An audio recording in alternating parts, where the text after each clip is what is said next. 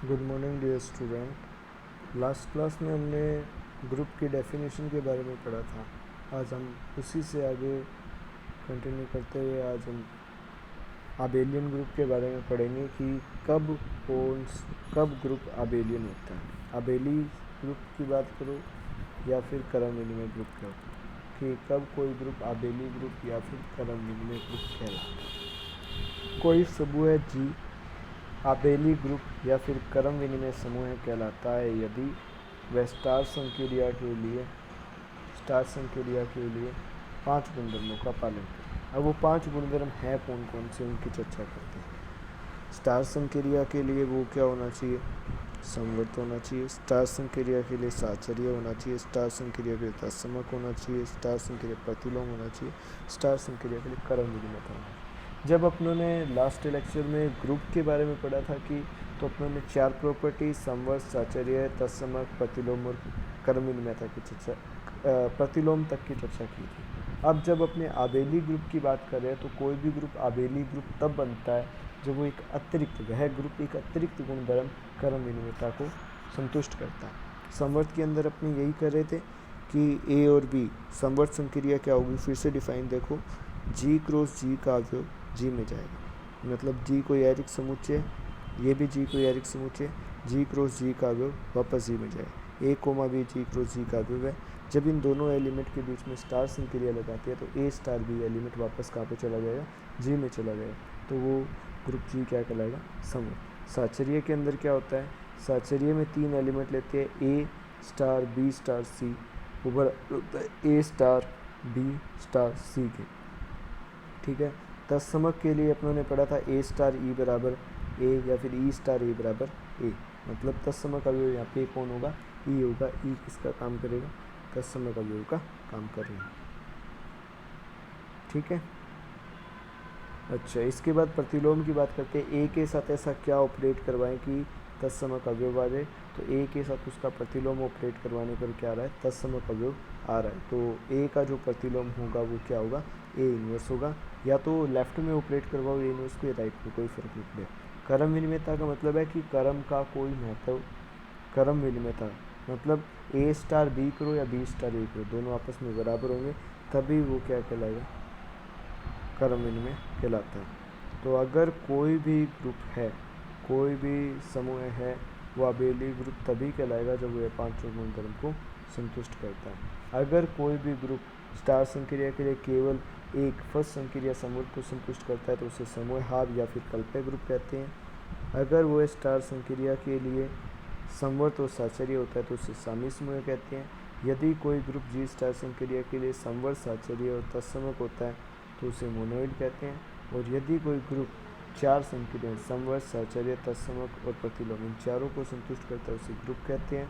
और यदि कोई ग्रुप इन 4 के अतिरिक्त एक गुणधर्म और होता है जो अपने ने पढ़ा था, क्रम विनिमयता को संतुष्ट करता है, तो वो क्या कहलाता है, आबेली ग्रुप कहलाता है। तो कई बार छोटी छोटी डेफिनेशंस आती है पेपर के अंदर जहाँ पे वो पूछ देता है कि मोनोइड किसे कहते हैं, ग्रुप किसे कहते हैं, आबेली ग्रुप किसे कहते हैं, या फिर कल्पे ग्रुप किसे कहते हैं। तो अपने पता होगा कि कौन सी गुणधर्म संतुष्ट करने पर जी कौन प्रकार का ग्रुप का निर्माण करता है, तो अपने आराम से बता सकते हैं इससे, ठीक है। इसके बाद आता है परिमित ग्रुप, परिमित समूह। परिमित समूह जैसे कि नाम से स्पष्ट है कि परिमित समूह वह समूह होगा जिसके अंदर अवयवों की संख्या निश्चित होगी, जिसे अपने गिन सकते हैं, जिसे अपने काउंट कर सकते हैं, ठीक है।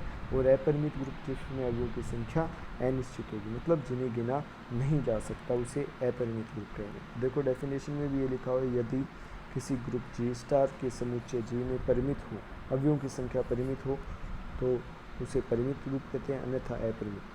इसके बाद आती है समूह की कोटि, ऑर्डर ऑफ ए ग्रुप। कोटि क्या होती है, कोटि वह अवयव उस ग्रुप के अंदर उपस्थित अवयवों की संख्या ही उस ग्रुप की क्या कहलाती है, कोटि कहलाती है। तो समूह की कोटि से तात्पर्य है किसी परिमित ग्रुप जी में समुच्चय में विभिन्न अवयवों की संख्या को इस ग्रुप की कोटि कहते हैं और इसे ऑर्डर ऑफ जी से व्यक्त किया जाता है। यदि किसी ग्रुप में अवयवों की संख्या अपरिमित हो तो उसकी कोटि भी क्या होगी, अपरिमित होगी। अब जैसे जेड प्लस की बात करें, अपरिमित ग्रुप है। आर प्लस की बात करें, अपरिमित ग्रुप है। 1 कोमा -1 है, एक ग्रुप के अंदर अवयव की संख्या 2 ही है, तो वो कैसा है, परिमित ग्रुप है। कलाइन 4 ग्रुप एक स्पेशल प्रकार का ग्रुप होता है जिसके अंदर अवयव, यहाँ पे कलाइन 4 ग्रुप दिया जो स्पेशल प्रकार का अवयव है जिसके अंदर 4 अवयव होते हैं, EABC। तो ये भी क्या एक परिमित ग्रुप का उदाहरण है। इस प्रकार से अपने परिमित ग्रुप और अपरिमित के बारे में चर्चा कर सकते हैं। ठीक है,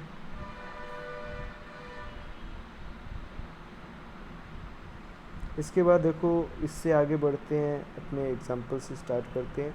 एक एग्जाम्पल लेते हैं जिसकी सहायता से समझेंगे कि कब कौन सा ग्रुप कैसे चेक करें। सबसे पहला जो एग्जाम्पल है कि सिद्ध कीजिए कि समुच्चय, क्वेश्चन है कि सिद्ध कीजिए कि समुच्चय, एक मिनट, अब बताते हैं कि इसने क्वेश्चन में दिया है कि सिद्ध कीजिए कि समुच्चय 1, -1, आयोटा, माइनस आयोटा है। मतलब ग्रुप के अंदर अपने पास 4 अवयव है, 1, इसे स्टार गुणा संक्रिया के लिए, यहाँ पे संक्रिया देखो क्या यूज़ कर रहा है, गुणा संक्रिया के लिए आबेली ग्रुप को। आबेली ग्रुप का मतलब समवर्त, साचर्य, तत्समक, प्रतिलोम और कर्मविनिमयता।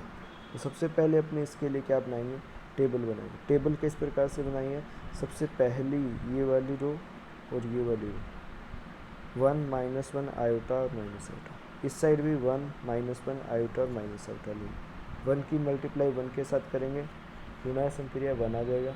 1 की -1 के साथ -1, 1 की आयोटा से आयोटा, 1 की माइनस आयोटा से आयोटा।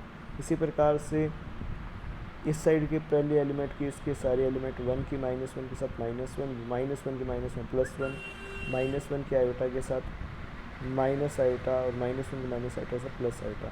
आयोटा की इसी प्रकार सभी अवयव के साथ करा के अपनी पूरी कंप्लीट टेबल तैयार करें।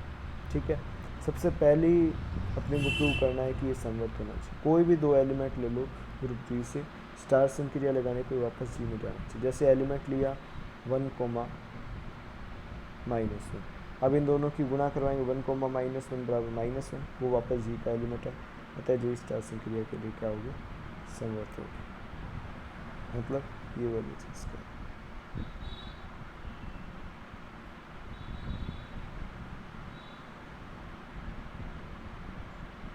क्या कह रहा है यहाँ पे, स्टार संक्रिया के साथ जैसे 1 और -1 एलिमेंट है जी का, इन दोनों की गुणा करवाएंगे, वापस अगर जी में चला जाए।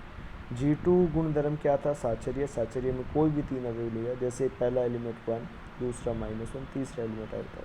आगे पीछे पहले B और C की मल्टीप्लाई की, -1 और आयोटा की, तो सबसे पहले क्या आ गया, माइनस का आयोटा, फिर 1 के साथ मल्टीप्लाई माइनस आयोटा।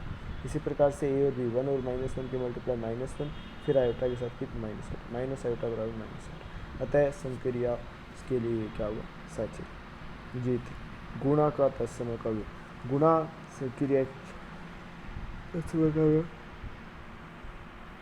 वन होता है, क्योंकि जी में गुणा करने पर 1 ही एक ऐसा एलिमेंट है गुणा संक्रिया में जिसकी सबके साथ मल्टीप्लाई करने पर वो एलिमेंट खुद आता है।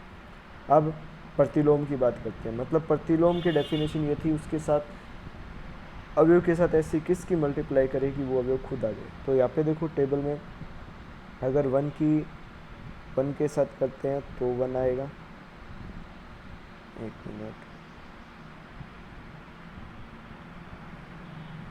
अगर 1 की मल्टीप्लाई 1 के साथ करते हैं तो 1 आएगा। आयोटा की अगर माइनस आयोटा के साथ मल्टीप्लाई करते हो तो 1 आता है। ठीक है, इसी प्रकार से अगर आप -1 की मल्टीप्लाई -1 के साथ करते हो तो +1 आएगा या नहीं आएगा। ठीक है, तो मतलब 1 का प्रतिलोम 1, आयोटा का प्रतिलोम माइनस आयोटा और -1 का प्रतिलोम -1 होता है, तभी अपने को क्या मिलता है, तत्समक भी मिलता है। इसी प्रकार से अगर माइनस आयोटा की बात करें तो माइनस आयोटा को प्लस आयोटा से मल्टीप्लाई करेंगे तब जाके क्या आएगा, 1 आएगा।